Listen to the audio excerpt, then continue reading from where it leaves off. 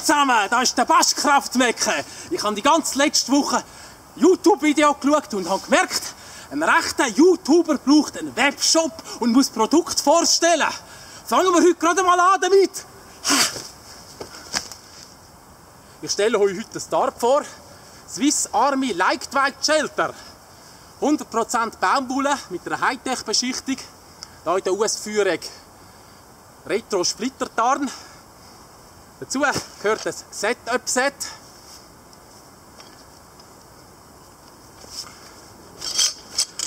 Drei Zeltpflöcke aus Holz und 3 Heringe. Stellen wir es mal auf! Das Beste an dem Tarp sind die Hightech-Schnellverschlüsse. Da könnt ihr, wenn ihr in der Mannschaft unterwegs sind, riesige Zelte bauen.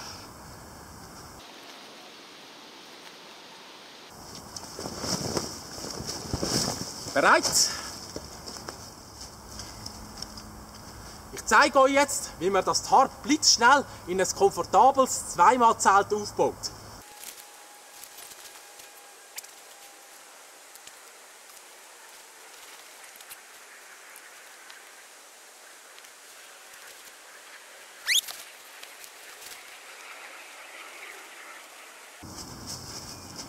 Ha!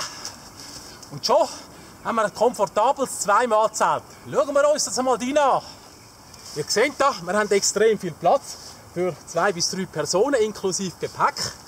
Liegen wir mal an. Ja, geht gut.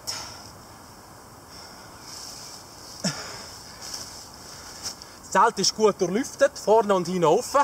Also, wenn euer Kollege mal einen fahren lässt, kein Problem. Ihr seid immer an der frischen Luft und ein richtiges Baschkraft-Feeling.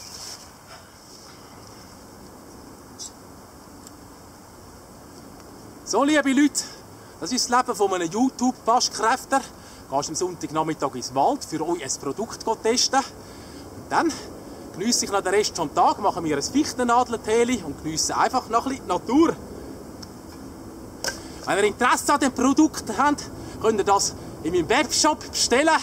Unten seht ihr die Adresse.